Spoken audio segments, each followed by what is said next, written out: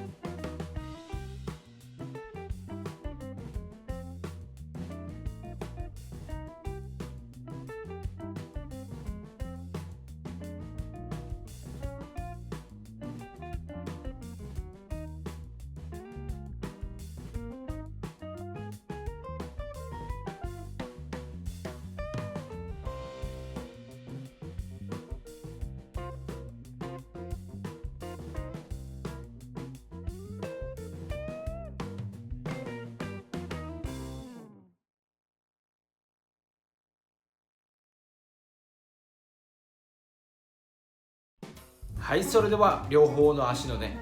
ウェルトが縫い付けすくい縫いが完了しました。こんな感じにねしっかりと縫い付けられています。縫ってあるところが若干分かります？分からないですね。ちょっと動画で撮影できないですね。しっかりと横方向に縫い付けてあります。それではウェルティングが終わったエンジニアブーツ一応見てもらえますかね。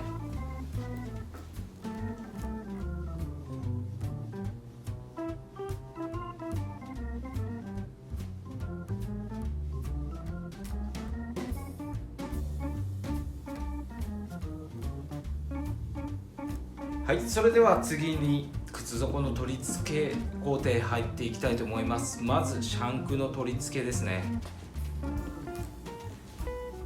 こんな感じのシャンクが取り付けられていました。これを元に戻していきますね。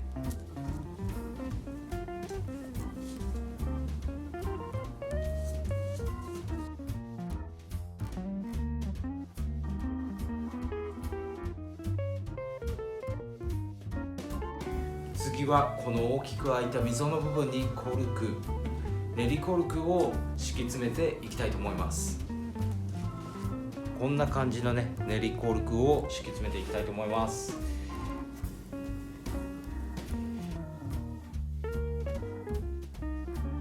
はい、それではこんな感じでコルクが全面にね、靴底の全面に敷き詰め終わったところで、今回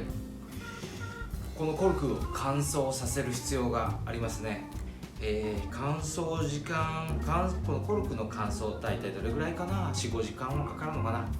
1,2 時間じゃちょっとね乾ききらないので、表面が乾いていれば作業やってってもいいんですけどね。この動画撮影している時、実はだいぶ夜もう遅いので、コルクの乾燥時間を待つ間にちょっと僕は寝ます。次ね、動画は続いてますけどね、動画の編集上次の工程にパッと切り替わりますけど、僕は寝て起きてから作業を続けたいと思います。朝寝起きの早朝から次の動画、次の作業スタートしていきたいと思います。おはようございます。このワンシーン前で宣告した通り、現在朝です。顔もね若干寝ぼけた顔をしておりますけれども、頭は冴えていますのでご安心ください。それではね、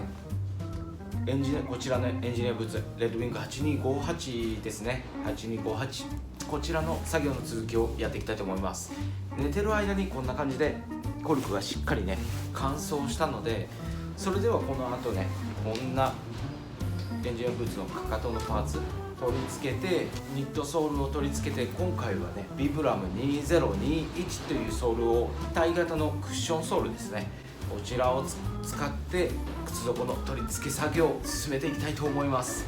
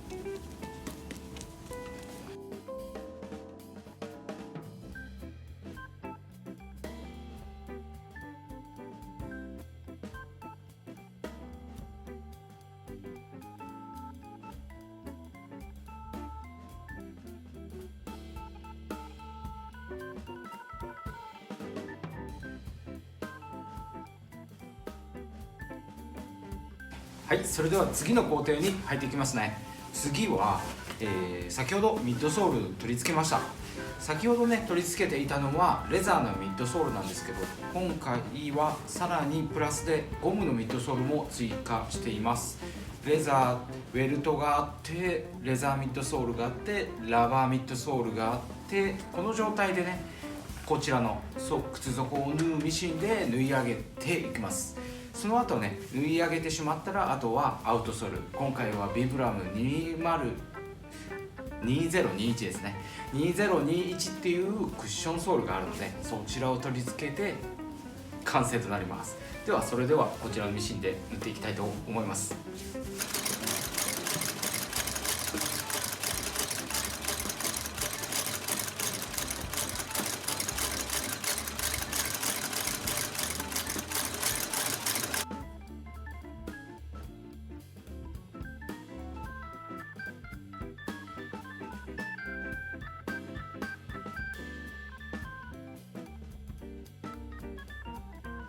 はい、こんな感じに縫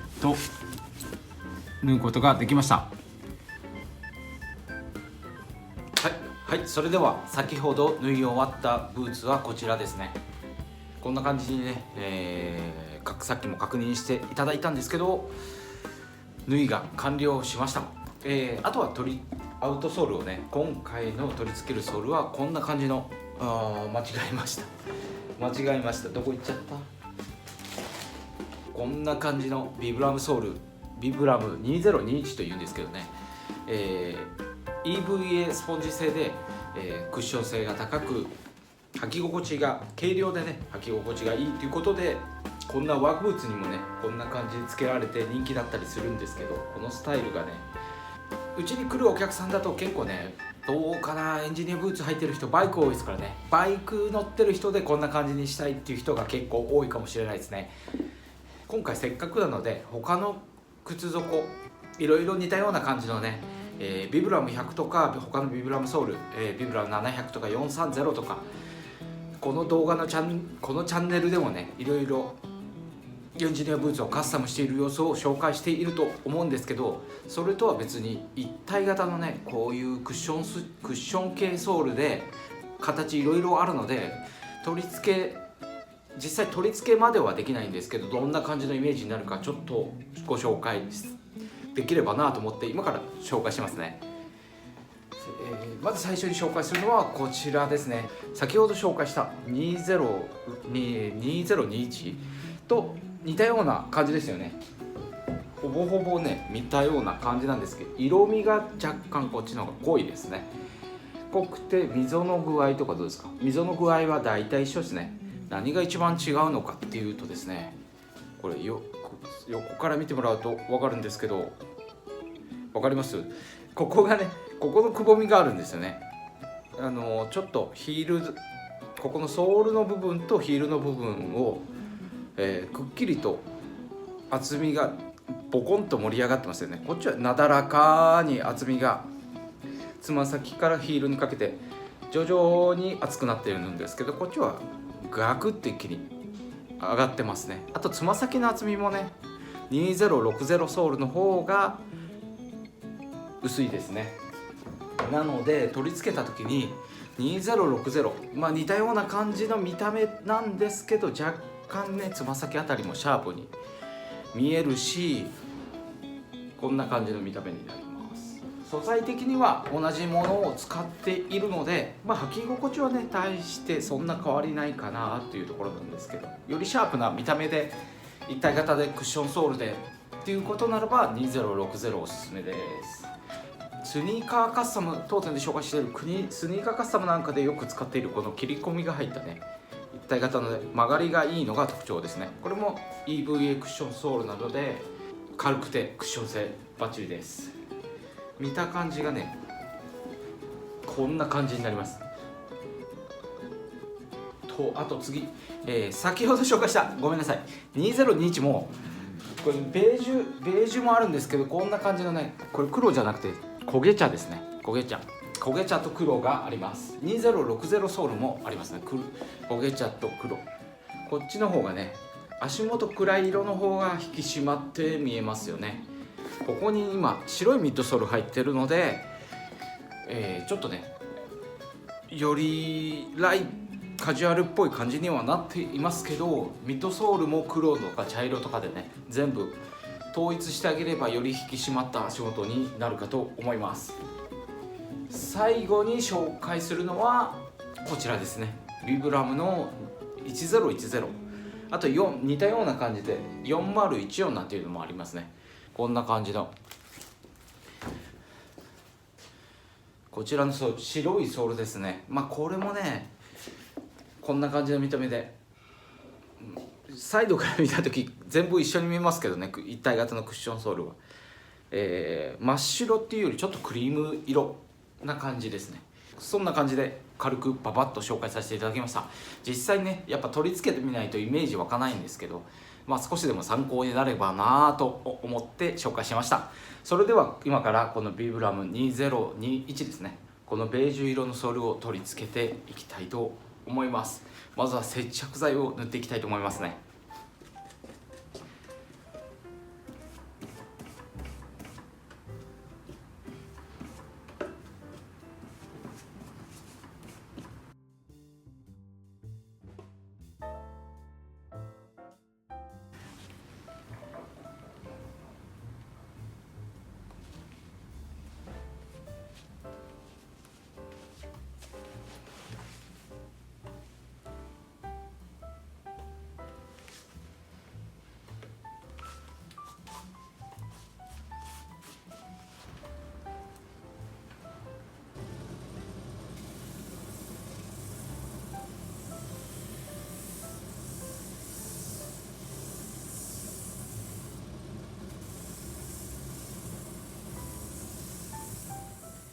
はい、それではね、レッドウィング8258、こちらのエンジニアブーツ、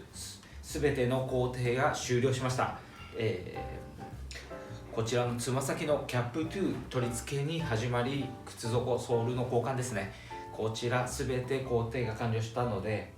ほこりを落としてお渡しの準備をしたいと思います。いつもならね、靴磨きをするところなんですけれども、今回動画ではね、撮影はしてなかったんですけれども、靴底を解体した時にね、靴の内部の方まで丸洗いクリーニングを実施しています。そのクリーニングの仕上げでね、靴磨きもう先にしちゃってあるので、アッパーの方にはね、たっぷり油分が入って傷だったりもねだいぶ色が入って目立たなくなっているので、最後の靴磨きはせず、このままホコリだけ落としてお渡しの準備していきたいと思います。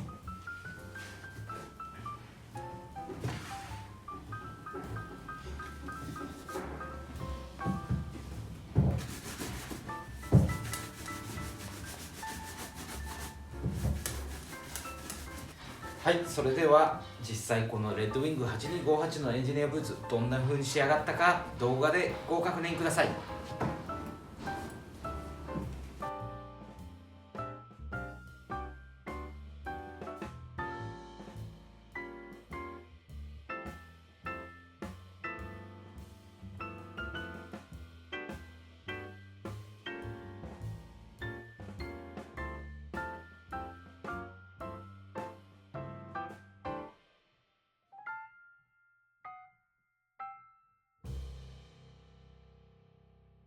はい、それでは仕上がったブーツの様子をご覧になっていただきました。いかがでしたでしょうか。こんな感じに仕上がりました。今回靴底の交換だけでなく、こんな感じのキャップ2の取り付けがあったので、動画の撮影時間がちょっと長くなったのでパート1パート2でお送りいたしました。今回のねこちらのパート2からご覧になったっていう方ももちろんいらっしゃると思うので、もしよかったら振り返りでこちらのパート1の方も見ていただけるとより楽しめるんじゃないかなと思います。このエンジニアブーツの前にアップロードした、プレーン2のモデル、そちらの先芯を取り除いてフラットボックスカスタムしましたとか、鉄芯を取り除いてこちらのキャップ2を取り付けるとかね、いろんな靴修理普段やるんですけれども、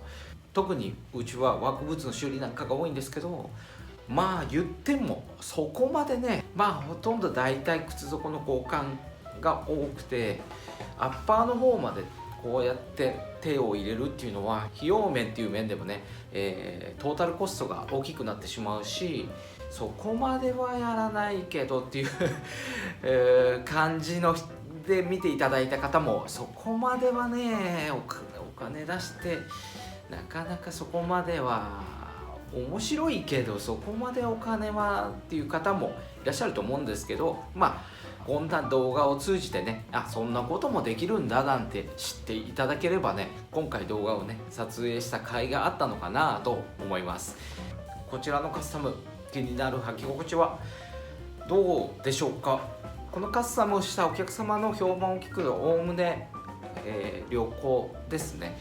だいぶ履きやすくなったよと、一体型ソールで履きやすくなったよとか、軽くなったなんてね、クッション性もいいねなんていう評判をいただいております。エンジニアブーツ、なんか硬いな、重いなとかね、やっぱりかかとがあるクラシックな見た目が好きっていう方もいると思うんですけれども、なんか重い硬いスチールが足に当たって痛いなとかね、エンジニアブーツでお悩みの方、ぜひご相談ください。いつも通りちょっとだけ最後にお店の宣伝させてください。当店ね、店頭での修理受付だけでなく、電話やメール、こちらのね LINE 公式アカウントなんていうのも開設して、お問い合わせページを作成しております。下の方のね概要欄の方にも、オンラインでお問い合わせ可能なオンラインお問い合わせフォームなんていうのもご用意しております。お客様の、これ一番簡単だな、都合いいなって思われる方法でお問い合わせいただければ、当店がね、返事遅くなっちゃうこともあるんですけれども、僕かスタッフよりご連絡差し上げますので、ぜひぜひお気軽にお問い合わせください。宅配の場合は事前見積もりも可能ですので、事前見積もりが必要な方はね、そんな感じでお問い合わせいただければなと思います。事前見積もりが特に必要ないという方は、当店宛てに下に住所も下に書いてありますので、当店宛てに直接送っていただければ、届け次第、これまた僕かスタッフか、メールなのか電話なのか LINE なのかちょっとわからないですけど、連絡差し上げますので、ぜひぜひ当店にご相談いただければなと思います。それでは今回レッドウィング8258エンジニアブーツの靴底ソールの交換と、こちらアイアンレンジのようなキャップ2作成のカスタムでした。バイバイ、また見てくださいね。ラジアン杉浦でした。